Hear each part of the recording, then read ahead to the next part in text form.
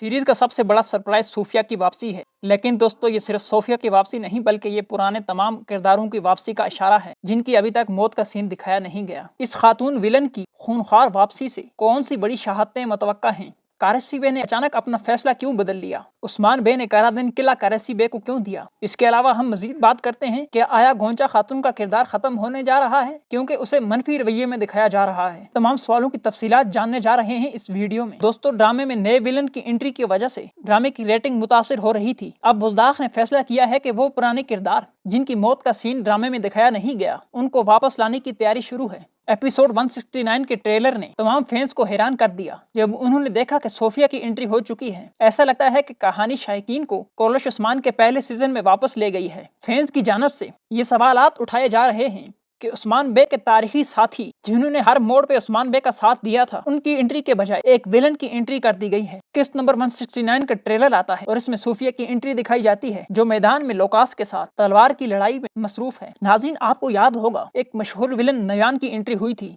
और उसके बाद नोयान वापस चला गया और फिर चौथे सीजन में नोयान ने अचानक एंट्री कर दी। अब सूफिया के किरदार के साथ भी कुछ ऐसा ही हुआ है। ऐसा नहीं है कि सीरीज ने महज एक किरदार को वापस लाया है। ये एक इशारा है दोस्तों कि सीजन 6 में कुछ बड़े किरदारों की एंट्री मुमकिन है, जैसे कोसस मिहाइल, तुर्गत बे, सामसा चावश और इस तरह के दूसरे किरदार भी हैं जिनकी एंट्री मुतवक्का है।